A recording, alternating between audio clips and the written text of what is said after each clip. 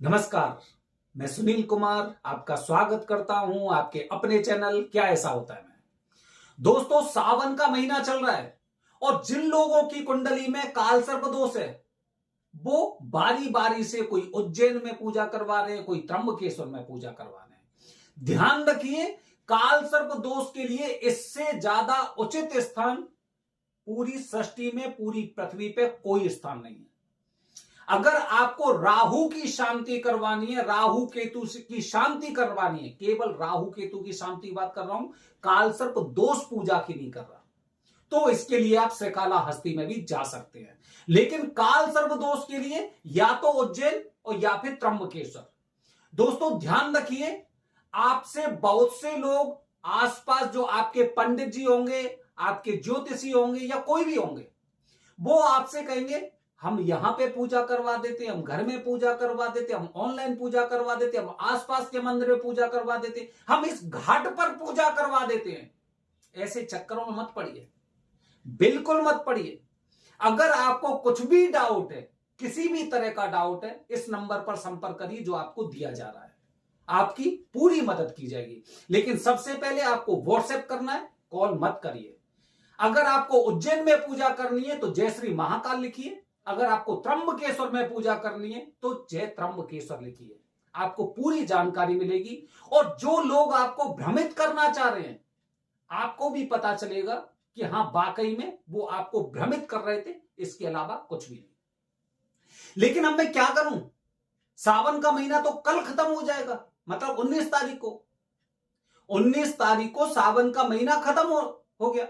अब लेकिन अब मैं तो इस चीज से चूक गया, या तो मेरे पास जानकारी लेट पहुंची थी, या फिर मुझे कुछ ऐसा पता नहीं था, या फिर मुझे हो सकता है कि अभी हाल फिलहाल में पता चला हो कि मेरी कुंडली में काल सर्प दोष है।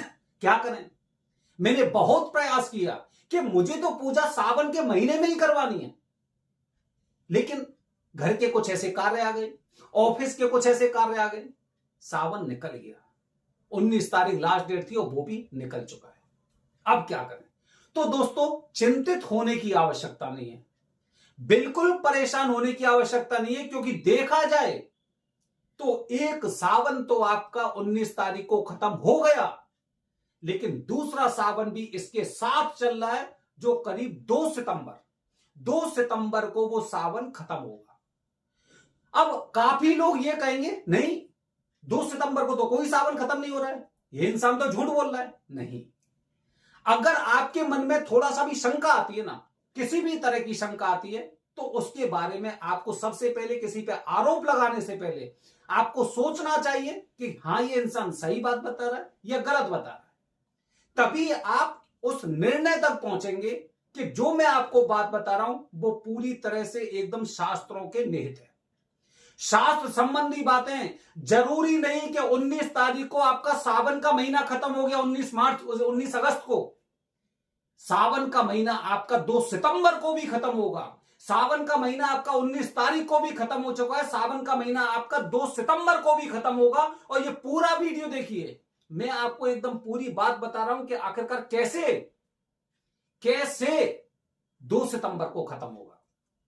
दोस्तों, आप आज तक देखिए, जी न्यूज देखिए, या फिर इंटरनेट पे जितने न्यूज़पेपर हैं, सब बताएंगे आज सावन का अंतिम सोमवार 19 तारीख का है। तो फिर कैसे मैं मानूं कि वो 2 सितंबर तक चलेगा? चलिए शुरुआत करते हैं दोस्तों, जैसे कि महीने, हिंदी महीने की अगर हम बात करते हैं तो हिंदी महीने को देखने के 2 तरीके होते हैं। ठीक है, 2 तरीके। एक चलता है महीना पूर्णिमा से पूर्णिमा तक, जो पूर्णिमा 19 तारीख की है, जिसे हम नॉर्थ इंडिया के लोग मानते हैं।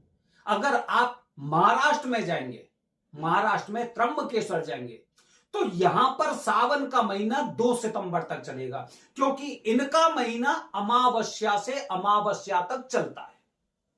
अमावस्या से अमावस्या तक चलता है, मतलब आप ये मानिए बीच में जो 2 सोमवार आते हैं ना, ये बहुत ज्यादा भीड़ होती है। क्योंकि 19 तारीख को भीड़ क्यों है, इसकी वजह यही है क्योंकि नॉर्थ इंडिया का सावन भी चल रहा है और साउथ इंडिया वाला भी सावन चल रहा है।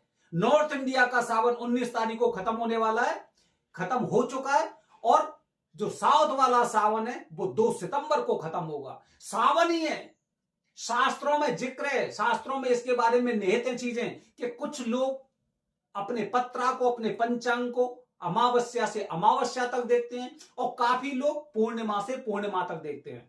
उत्तर भारत में पूर्णिमा से पूर्णिमा तक देखा जाता है, इसीलिए 19 अगस्त अंतिम दिन था और 2 सितंबर जब साउथ में आप जाएंगे, त्र्यंबकेश्वर जाएंगे, तो आप सभी, एक नहीं सभी लोग कहेंगे सावन चल रहा है, सावन की वजह से भीड़ है।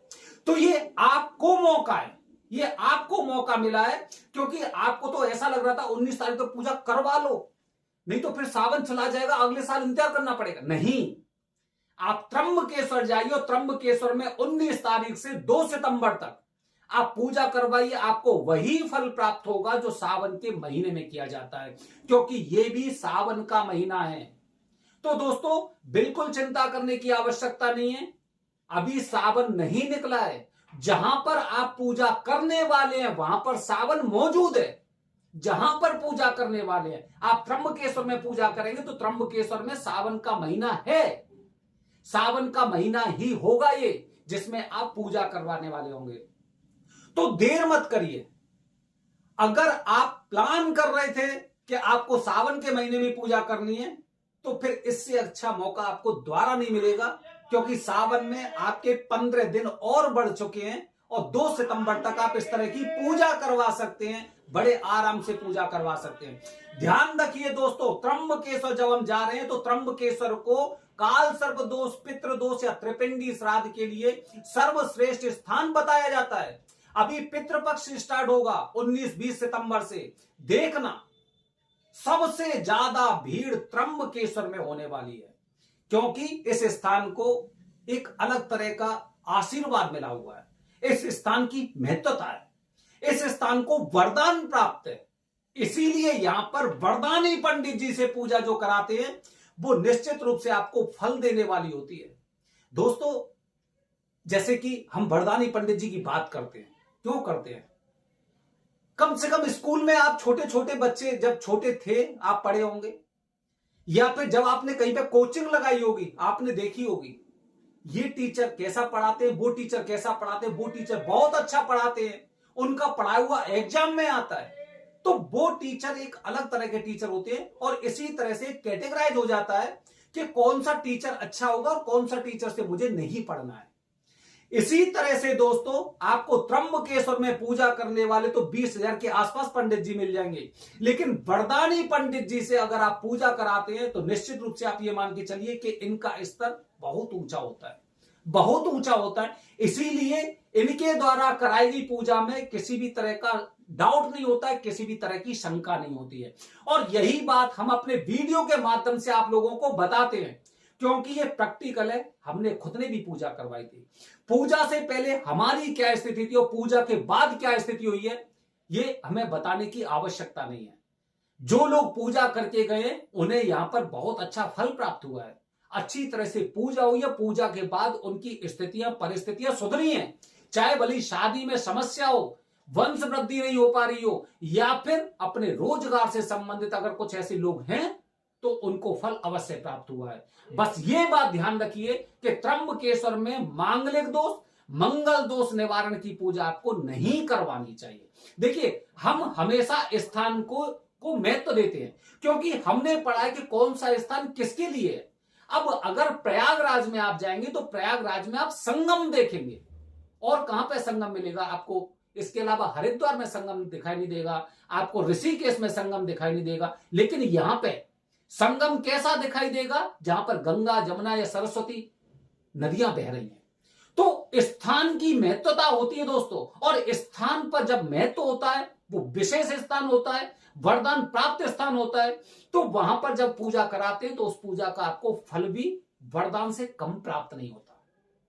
बने रहिए हमारे चैनल के साथ दोस्तों। आने वाली वीडियो में आपको बता रहा हूं, बहुत से लोग कहते हैं ना कि मेरी कुंडली नहीं है, मुझे कैसे पता चलेगा काल सर्प दोष है कुंडली में कि नहीं है, या फिर जिनकी कुंडली भी है उसके बावजूद भी उन्हें नहीं पता ही नहीं चल रहा है कि कुंडली में काल सर्प दोष है कि नहीं है। 2 लक्षण बताऊंगा आपको, 2 लक्षण कि जैसे ही आपके राहु और केतु एक्टिवेट होंगे आपके जीवन पर ये प्रभाव पड़ेंगे। हर हर महादेव। हरिओम।